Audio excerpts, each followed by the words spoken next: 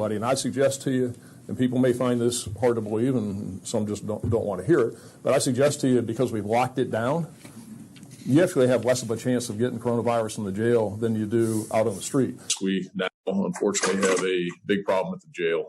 The last 48 hours, we probably got close to 20 people between inmates and staff that have tested positive out there. It's there, and it's a significant issue. Thank you, Sheriff. Good luck with that. Sheriff, and if you can't get into details, that's fine, but and maybe you don't know how to manage that. And so I think we've taken the right steps and implemented the appropriate measures to ensure that that virus doesn't get in that jail. And maybe you don't know how to manage that. Welcome back. My name is James McLynas, and I'm running for Sheriff of Pinellas County, Florida. Today we're going to talk about the coronavirus or COVID-19 infection and pandemic that's spreading through the Pinellas County Jail right now. Over the last several months, I've written several articles on my Facebook page, McLynas for Sheriff at Facebook, outlining the dangers of having a COVID-19 outbreak in the Pinellas County Jail. Numerous medical professionals, politicians, civic groups, and civic leaders have made pleas to the police industry to release inmates that do not pose a threat to society. Inmates that are being held for minor crimes without victims. A lot of them are simply trespass or having an open container or a little bit of marijuana. All things that Sheriff Gualtieri likes to put people in jail for here in Pinellas County. Sheriff Gualtieri built a new $100 million jail. About last year they finished it, and since then, every single day he's tried to fill that jail to capacity, to the rafters and overflowing. He himself admits that they had over 200 people sleeping on the floors in that jail because it was over capacity. It doesn't take a rocket scientist to understand that there is no social distancing, there is no ability to keep people 6 feet apart in the Pinellas County Jail. And Sheriff Gualtieri has repeatedly said on national news that there are, quote-unquote, no known cases of COVID-19 within the Pinellas County Jail. Well, that's a very simple thing that he accomplishes by simply not ever testing Pinellas County inmates.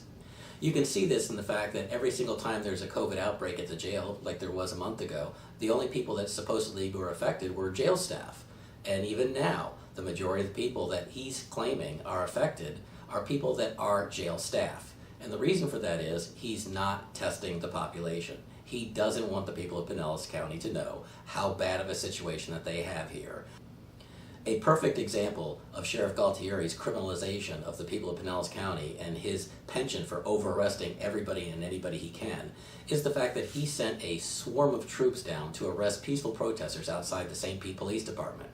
He claimed that these protesters were throwing fireworks when it was actually the police that were throwing bombs and fireworks and flashbang grenades. At no point in time were these peaceful protesters ever a threat to anyone. Good evening, everyone. I'm Jamison Euler. And I'm Wendy Ryan. Thank you for joining us. First at 6, only on ABC Action News, Pinellas County protesters are being forced to stay in jail. ABC Action News reporter Isabel Rosales uncovered the sheriff is denying them bond on nonviolent misdemeanors. And now attorneys tell ABC Action News they're worried the break-in status quo will have a chilling effect. I spoke with a St. Pete man who came to this public place to have his voice heard. He was arrested. Now, the norm for a nonviolent misdemeanor like his would have been to be booked and then bailed out. But he was stunned to hear the sheriff's office say no. Kevin Grant tells me, had he known he'd end up in jail overnight this past Tuesday, he never would have gone out to protest in the first place. It makes me sad. Why? Because it's wrong, man. Tuesday night, protests were peaceful in St. Pete until someone tossed fireworks. Wait. Hold up. Did she just do that again? Did she just accuse the protesters of throwing fireworks? Well, I'm going to stop her little broadcast here and get rid of that fake news, and I'm going to show you the truth. Here's a video from a very peaceful protest in front of the St. Pete Police Department where they opened the doors and they started throwing bombs and what looks like fireworks called stingers at the protesters in St. Pete. And then while they were doing this, they had surrounded them, told them to leave, and then before they could leave, they were all surrounded, corralled in what they call a kettling posture, and they were arrested. This is what the sheriff is doing to you. This is what the St. Pete Police Department is doing to you. This is what Mayor Kreisman is doing to you. And the news media is doing to you. They are all lying to you that it's the protesters that are throwing these fireworks when it's actually the St. Pete Police Department and the Pinellas County Sheriff's Office.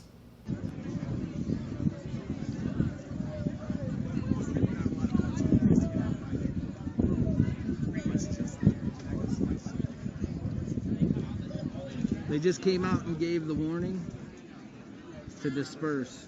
So my guess is if it's anything like last night, within the next few minutes, they're going to start shooting. So keep an eye.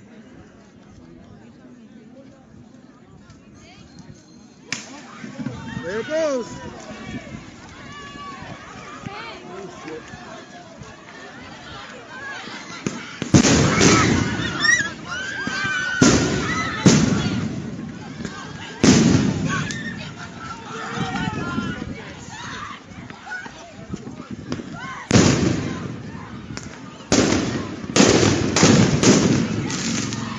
Things turn chaotic. Grant is one of 28 people PCSO arrested this month for unlawful assembly. His arrest record says he refused to leave. It's something he denies. When I read it, it said that we refused to leave. I was on my way gone. But see this? No bond. I'm thinking they were just going to let us out or something, slap on the wrist, go home. Nah, they kept us. We're finding out from the 6th Circuit, Sheriff Bob Gualtieri contacted Chief Judge Anthony Rondolino about arrests during protests.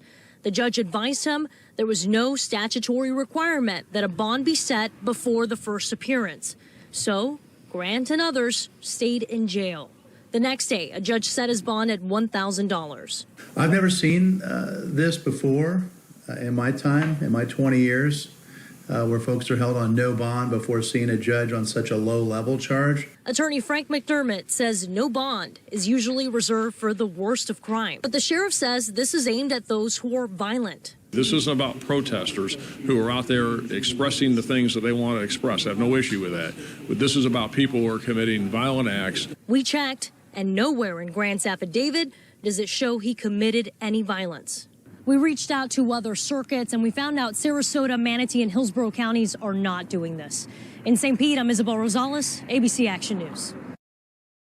So we're asking all the officers and deputies throughout the county to use good judgment, to use good discretion, be prudent in their decision making. And if somebody does need to get arrested, then do what you have to do. But if there are other alternatives with notices to appear or other ways to address the situation, then they should use that judgment. Now, will you guys consider allowing some of those low-level offenders to be released, or is that at the end of the road? Anything could be on the table, but there are no, I want to stress that, no plans and no need for that at this point. We're trying to manage this in other ways. And maybe you don't know how to manage that. That would be the least desirable way to manage it. And there's just no need for it right now. Unfortunately, we have a big problem at the jail. The last 48 hours, we probably got close to 20 people between inmates and staff that have tested positive out there. We're okay right now. And so I think we've taken the right steps and implemented the appropriate measures to ensure that that virus doesn't get in that jail. And maybe you don't know how to manage that. Thank you, Sheriff. Good luck with that. Unfortunately, we have a big problem at the jail. You know, I'm not messing around. There's a jail population, I told you then, is that we had over 3,000 inmates in the jail, and we had 220 sleeping on the floor. And maybe you don't know how to manage that. And I suggest to you, and people may find this hard to believe, and some just don't want to hear it, but I suggest to you, because we've locked it down, you actually have less of a chance of getting coronavirus in the jail than you do out on the street. And maybe you don't know how to manage that. It would be a very serious situation if the jail got infected. We got some things we're working on, but it's there, and it's a significant issue. We're getting a plan together, but we're going to have to make some very significant changes out there. Probably figure out a way to stop booking people in, but we have an issue. So just take this opportunity as you're all together to tell you about it now. As soon as I get off of this, I'll have a conference call with staff out there, and we got some things we're working on. But it's there, and it's a significant issue. Thank you, Sheriff. Good luck with that. Yeah, thanks. So there you have it. Sheriff Gualtieri once again talking out of both sides of his mouth. We need to keep the jail population down, but he's arresting everybody and withholding bond for nonviolent offenses. He's saying we're only holding the dangerous people, but he's arresting people for freedom of speech and constitutionally protected activities. This is the problem with Sheriff Gualtieri. He's just basically a liar.